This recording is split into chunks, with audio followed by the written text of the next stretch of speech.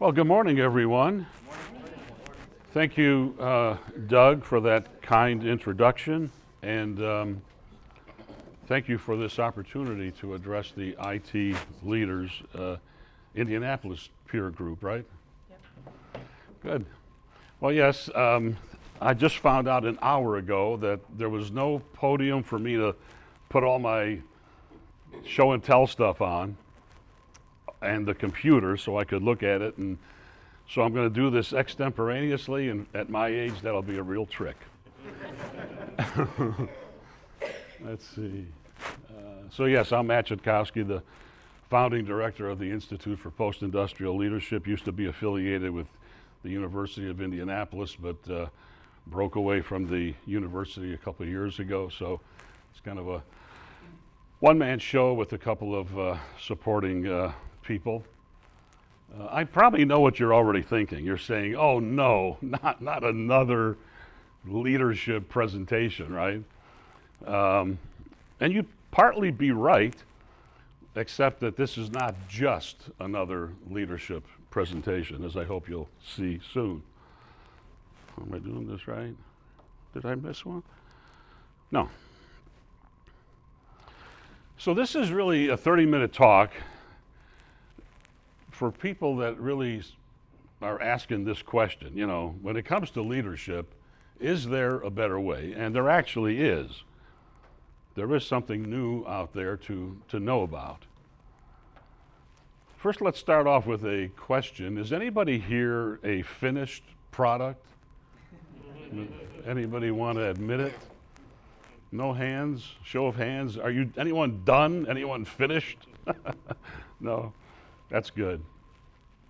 That means that all of you are either works in progress or works in process. And maybe some of you actually think or refer to yourselves as, what's the saying, lifelong learner, something like that. But you know, to be a learner, you first have to become a student. And a student has two characteristics that are very critical. One is humility, and the other is courage. It's the humility to actually be able to say to yourself, yeah, I don't know it all. And the courage to prove yourself wrong. So this is a brief overview. It's really focused on the reconceptualization of leadership.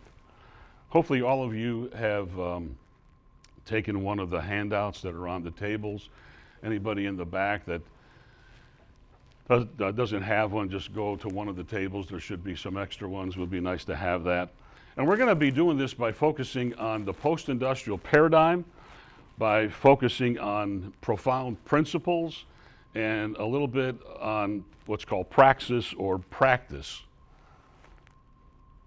So the paradigm will be very important, shifting our paradigm, talking about profound principles, not platitudes, but real scientific principles, and then talking a little bit about practicing profound knowledge. Let's start off with another question. What's the greatest difference between any two leaders or managers? It's rhetorical for now, but I'd like you to think about it while we go through the program. We're going to come back to it at the very end. So, started to work in this field, let's say, in about the mid-'80s, but didn't establish the Institute until just 8 years ago. The Institute really sits between two thinkers, two leadership gurus, if I can use that word. I would normally be showing you the books right now, but the one is James McGregor Burns. Maybe some of you heard of him. He wrote the book Leadership in 1978. And the other person is Joseph Rost, who in 1991 wrote the book Leadership for the 21st Century. I have him sitting on the table there. Burns's book is 550 pages, 250,000 words. It was a bestseller, but not a lot of people read it. Rost's book is only less than half the size, but it was never really a bestseller. because practitioners thought it was boring and the academics saw it as threatening. So there's Burns. He basically came at leadership from a political standpoint, but he said if we know all too much about leaders, we know far too little about leadership. And then Ross came along, and he basically researched 80 years of leadership literature, and he came to some interesting discoveries. He also articulated the industrial leadership paradigm, and then he created the post-industrial leadership paradigm, which we'll be talking about today. One of his discoveries, though, it's very interesting, he found that there's only been one dominant leadership paradigm since at least the Industrial Revolution over 200 years ago. And we're going to prove that here today in a few minutes. So this is the audience engagement part. Applause. Hopefully all of you have one of those handouts. There's 3 questions that I'd like you to complete. We're going to do it very quickly. This is only a simulation. We can't really take the time that we normally would in one of our programs. But the first one, if you look at it, it's called a thought experiment. So what I'd like you to do is this. Assume that leadership is not an area of study. And you wake up one morning and you say, I want to be the first person to research and study leadership. What are the first 3 things that you would do? So there should be space on the top of that page.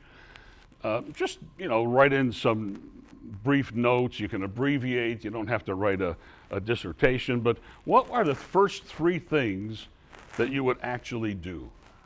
I've got this little timer, but I don't know how to make it work, so I don't really know what to do. Pens? Huh? Good electronic crowd. Pens? Yeah, I never thought about pens. Someone needs a pen? I'm sorry.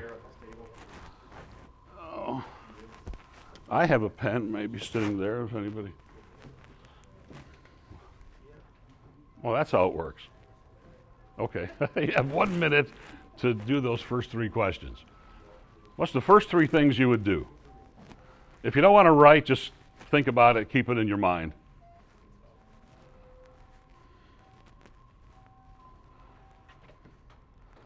Okay, we're going to go right to the next question.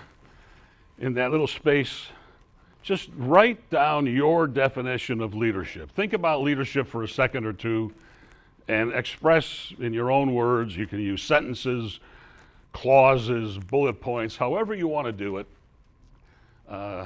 Give a little definition of leadership. Should be 25 words if you can. Again, you're not sharing this with anyone, so don't worry about it. And we'll do 1 minute again.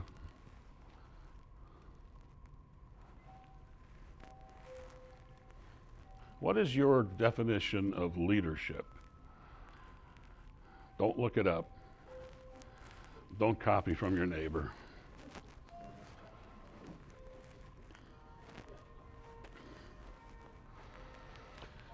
Okay. This last piece is pretty simple. I'm going to read these 7 statements. This is called the I believe sheet, and it's a psychometric instrument. So as soon as you hear me read the statement, circle either yes or no. Yes, you believe in what the statement says, or no, you don't. Goal setting positively impacts performance. Yes or no? People inherently resist change. Yes or no? Experience is our best teacher. Yes or no? Happy workers are productive workers. People are more different than they are similar. Highly cohesive teams are more productive. And finally, a manager's number 1 job is to motivate their people. Yes or no? Okay, we're going to focus now on our first focal point, paradigms. So paradigms are really powerful. I mean, why is that? These are probably all going to be rhetorical questions because we don't have time for for getting real answers from you. Sorry for that. But they're because we believe in them. They become our truths. They actually become our reality. It's like an example here would be this little baby elephant. You know, they tie the elephant's leg to a tree or even sometimes just a 3-foot stake in the ground to keep it from scampering away. Well, as this elephant grows into a full-grown elephant, they do the same thing, and the elephant does not escape. It's an assumption that the elephant has. It's a belief that it cannot, even though it can. Here's another one. The brain is so powerful.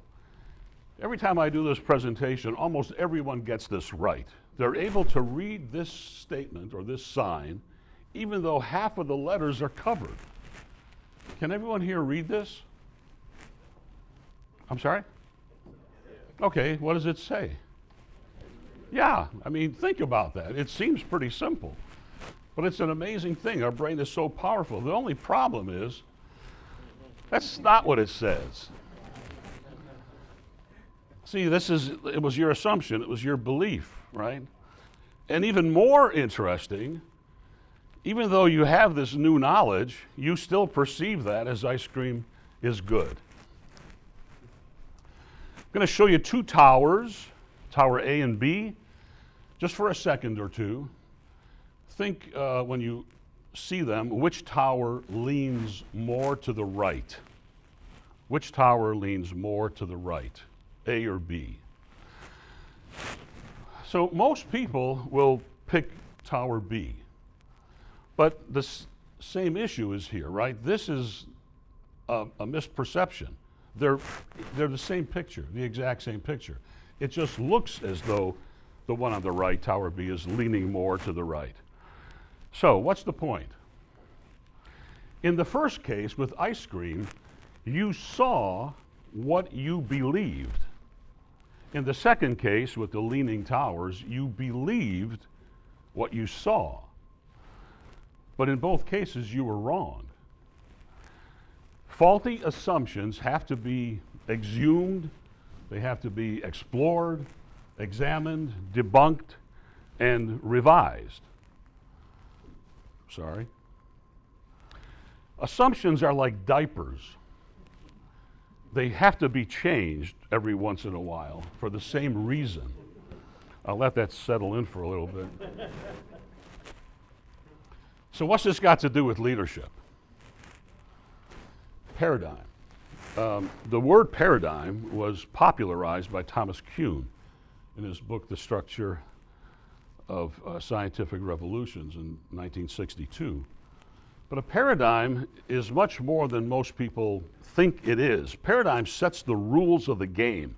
In science, it actually informs us what even to study, how to observe something, what methodologies we use. Now, there was an original, fundamental, ontological error that occurred sometime many years ago when it comes to leadership. So ontology, just so we have the word straight, is basically what it is we can know. What is it that we're able to know? And there was an error that happened. It's called the historical dominant leadership paradigm. Whoops. Sometime in the past, the word leader, which has been around for over 5,000 years, got mixed up with leadership. Leadership only became a word in the OED in 1821. So just over 200 years ago. But the word leader was around for 5,000 years. So when they created the word leadership, they defined it as what the leader does. And that was the ontological error. Leadership cannot be what the leader does.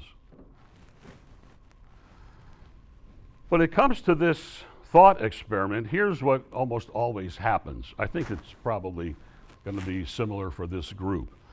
Most people will say the first thing is, I got to go find some leaders. I'm going to study leadership. Where do you find them? military, government, education, wherever. You look around for leaders. Once you find them, what do? You're going to study leadership, you're going to study the leader, you're going to study what you can observe, which is behavior. It has to be that way. What else could you study? Once you have the behaviors, then you can create some kind of a leadership model.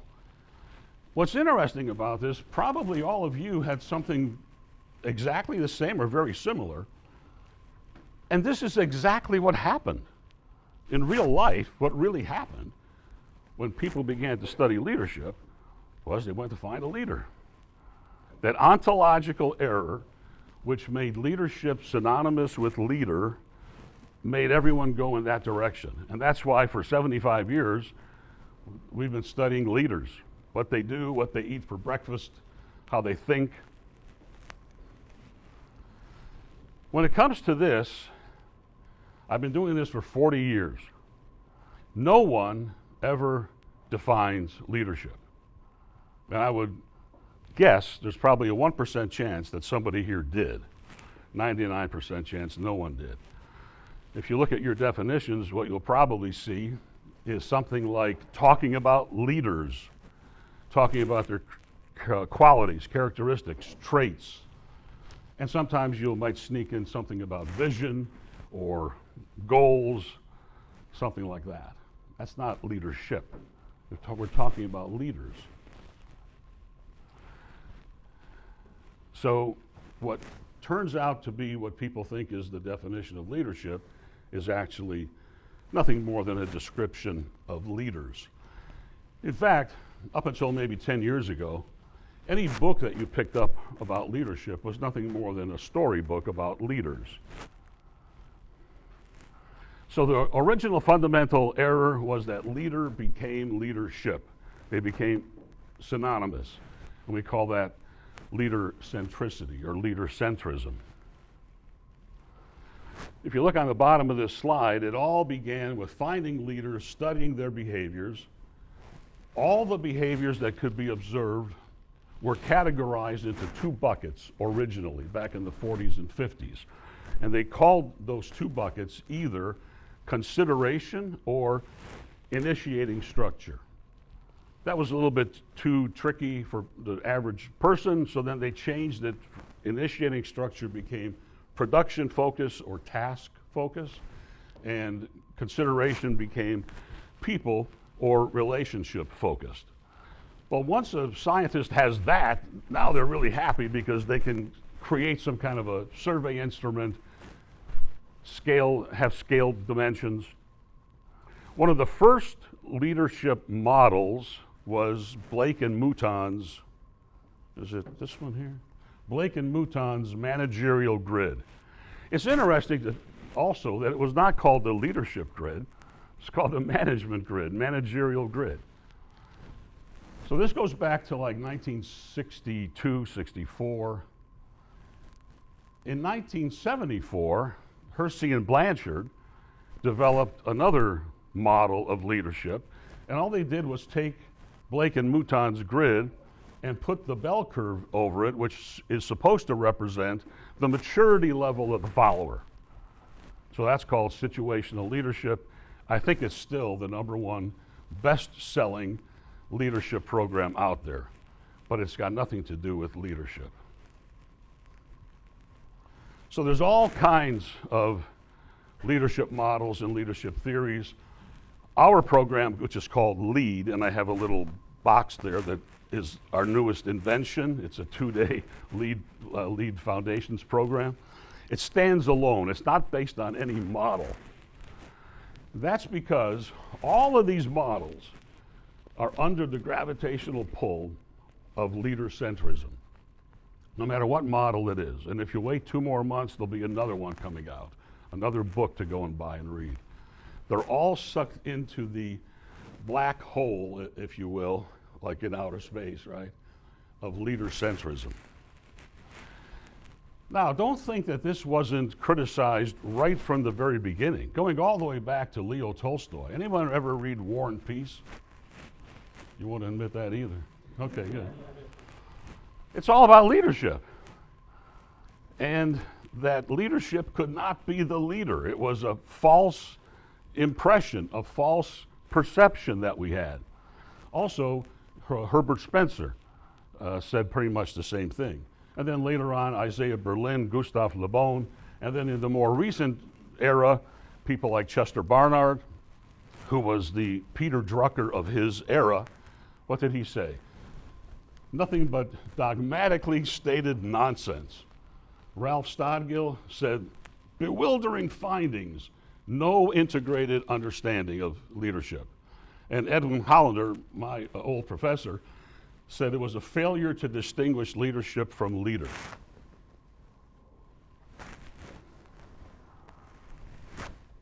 So we come up to Joseph Ross and his new paradigm for post-industrial leadership.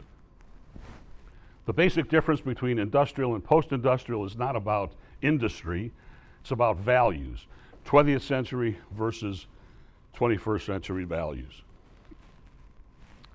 So here's what Ross said leadership was defined as after studying 80 years of it. He combined it into one definition. I'm not going to read all the words, but you can see it's focused on special, great men and women who have certain specific traits that focus on goals and reflect excellence, et cetera, et cetera. That's the industrial leadership paradigm. But Ross articulated a post-industrial paradigm based on this definition in 1991. That's one of the books there. Leadership is an influence relationship among leaders and followers who intend real changes that reflect their mutual purposes. 6 years later, he took the word follower out of the definition because he didn't believe that followers did followership. He believed that followers did leadership. So in 1997, the definition became leadership is an influence relationship among leaders and collaborators who intend real changes that reflect their mutual purposes. In 2021, the Institute, after many years of thinking, continuing research, I never met Ross, by the way, but I knew him and we communicated quite a bit in the 90s. But he passed away.